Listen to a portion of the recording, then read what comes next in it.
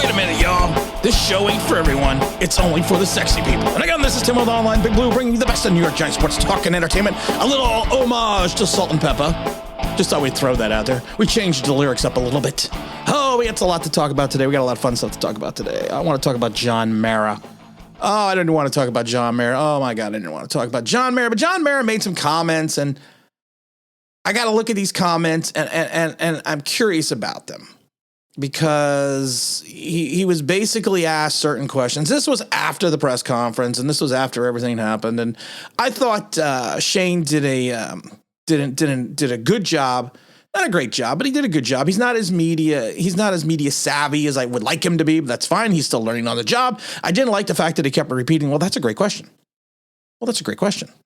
Well, that's a great question." You don't have to say that before every answer, Shane. He'll learn. He'll learn. It'll be good. It'll be fine. I'm hoping it's going to be fine. I got my fingers crossed. But Mara came out and said, that he was asked a couple questions after the press conference. He was asked if Shane has more authority than previous GMs in hiring coaches and other personnel. And I thought that was an interesting thing. I thought that was very interesting. He said, "No, I don't think so." Mara did. "Our system has always been the same. We rely on the general manager. We rely on the advice, but at the end of the day, ownership has to approve it." This is how we've gotten into this problem. You have owners that have their thumb on everything. They have the thumb on the scale. They are trying to control the pulse of the organization by being the one that makes the final decision. It's a Jerry Jones complex. You have owners that just walk away and say, "Okay, you run the team." They will be involved when it's a monetary issue, but they're not usually involved in hiring the head coaches. Some owners are, and that's what it is. But like I said, when you're asked the question, does your coach have full autonomy to hire? You basically saying no. And then it makes sense now because Shane came out in this press conference and says, ultimately, it's going to be a collaborative effort between John, Steve, and myself. We're going to come together. We're going to talk about the candidates. If we're different in certain areas, we'll continue to do our research. We'll continue to make our calls. Ultimately, it's going to be a collaborative effort between ownership and myself. Yikes. That's what scares me. And then you have the Maras. I believe Chris Mara also qualifies as an owner. And you have the Tish. So it's going to be Mara. So it's going to be John, the Tish, and Chris helping make this decision on the head coach on the interviewing process. I am now scared. I'm a little petrified that truly nothing has changed. And he even said it. John said it. "No, I don't think so. Our system has always been the same. We rely on the general manager. We rely on his advice, but at the end of the day, ownership has to approve it." And that's about in reference to hiring a head coach. Not about getting players, not about working salary cap, not about firing people. And then it also makes more sense when Joe came in, when Shane came in, and they asked him, "Are you going to get rid of some people?" And he's like, "Well, we got to kind of wait and see. I got to interview everyone. I got to give everyone the chance. I got to give everyone this, blah, blah, blah. You can work with me if you do this." Oh my God. These people that are inside the internal workings of this organization are the ones that have gotten us into this mess repeatedly. So I'm honestly getting a slightly scared. Wow, this has turned into a rant. That this is going to be it truly is going to be a collaborative effort with the Giants. Internal organization, and that's going to be the Tish and the two Maras. The two Maras got us into this problem. They've got us to where we are. You got a VP of player personnel who basically shouldn't even be doing his job anymore, because take a look at the fact that we have a terrible track record of drafting people and cultivating our own talent. I believe out of the 3 drafts or whatever Shane has in reference to what he worked with, I think only 1 player out of those drafts is no longer in the league. I forget how many players are on the team. But it just dumbfounds me. It dumbfounds me. And then you get into the comments about Daniel Jones. And when I see Shane talk about Daniel Jones. Of course, he took the big gulp of water before he said what he had to say, because usually that's a tell, but I don't know. I don't know 100%. But you talk about Mara and what he had to say about Daniel Jones, and that scares me a little bit. Mara basically came out and said, we have done everything possible to screw this kid up. Well, I don't think so, John. He points out to coaching and points to coaching changes, coordinator changes, O-line struggles. He said, and then he says that they need to get everything right around Daniel Jones and then make an intelligence evaluation. Here's the problem, Joe. The league is not getting everything right. You are going to have a quarterback who at times has the ability to do things when things aren't right. He showed promise his rookie season, but he's shown nothing since. And I love it. And then he just comes out and says, we're not trading for Deshaun Watson. Yes, the salary cap situation makes it very advantageous to try to go out and sign trade for Deshaun Watson. Same with his 20 accusations of sexual misconduct, which I think they'll probably just settle in a mass suit, and that'll be done and over with. But you can't go out to the league and just tell people, we're not doing this. That's the old Giant way. No element of surprise. We're not doing it. Sorry. Cross that off the board. We got Daniel Jones. And I understand they're looking probably at Daniel Jones because of the fact that he has got only an $8 million cap hit against this year's cap. He's going to go in his fourth year option. But, I mean, it's...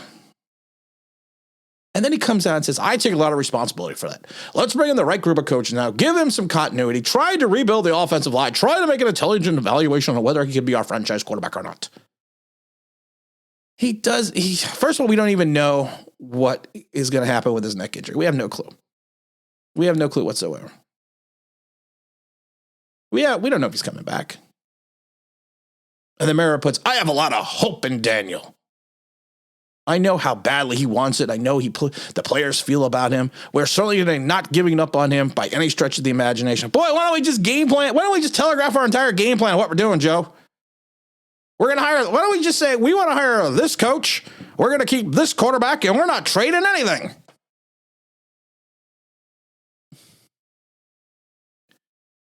I mean, our owner is an idiot. I thought Jerry Jones was an idiot. Jerry Jones at least won. Not recently. And you could say Mara won, but sometimes I think we won despite of Mara because we had people like Ernie Accorsi who left the franchise in good hands, not in good hands, but he left the franchise well stacked when he turned it over to Jerry Reese. And Jerry Reese had a nice run at point in times. I don't credit Jerry Reese with the first Super Bowl because that was basically to me Ernie Accorsi's team in 2007, but I give Jerry Reese full credit for the 2011 Super Bowl. And then I worry about the stupidity and the things that Mara maybe made Reese do and Gettleman do, because I still don't think Daniel Jones was a Gettleman pick. It's just aggravating that this ownership, after everything that's gone on and after everything that the team has gone through, still doesn't get it. Still doesn't understand. You know what, John? We want you to step away. We want you to move away. We're just making, and the rest of the league is like, the Giants continuously make the same. I was watching, I got the dish. So I watch different, I watch different sports shows from different states and things. So I like to get an idea what people are saying. And people around the league are like, and people around these different sports stations are like, the Giants are making a mistake. Putting all their eggs back in the basket, in the Daniel Jones basket, when the fruit in the basket's probably rotten. I've said it a million times. I hope Daniel Jones succeeds. I do, because you want to know why? If he doesn't, we're going to be in hell again. It's another 4 win season. Unless we go out and get a quarterback, Malik Willis. But Mara, to me, is an idiot. He is truly an idiot. And I don't know what else to say in regards to that. I'm just dumbfounded about how he basically telegraphs everything that the Giants potentially could do. And a lot of times when he telegraphs this shit, things happen. That's what we do.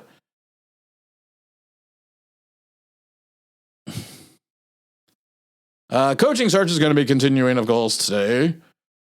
Giants, of course, are eyeing also, hopefully, Brian Flores. Brian Flores is my pick. I've never been not straightforward about that. There's talk that the Giants organization has contacted multiple members of the Dolphins support staff and assistant coaches and basically are doing their due diligence, blah, blah, blah, blah, blah, blah, blah. He's got an interview today. I'm still leery about Brian Dable. I'm leery that he's a product of Josh Allen. I think Flores, yes, he is a combustible guy. He went through 4 OCs and 2 defensive coordinators in 3 years with the Dolphins, but he also had a team that started 1-8 and they finished 9-8, or 1-7 and finished 9-8 because his team didn't quit on him. He's a fiery guy. I want a fiery guy, but Joe Judge to me was the fake fiery guy. The fake fiery guy. Brian Flores, that just seems to be his personality. He was 24-25 overall, but he finished 19 out of 14 in his final 2 years fighting for, basically fighting through. He had nothing in 19. He had nothing, but he still got his team to compete and play hard. So that tells you something. I don't care if he doesn't like ownership. I don't care if he's got an opinion. He knows what he wants, and that's what he does. It's just, I don't know, man. I didn't think this was going to turn into a rant. I was thinking I was going to have a happy day. We just have to wait and see. Got to figure it out. Hopefully we might do an interview about Brian Flores. We might do a video later today about Brian Flores. I haven't decided about that yet. We got a Nick video coming up. We got a lot of fun stuff coming up. We got Poppycockers merchandise coming out.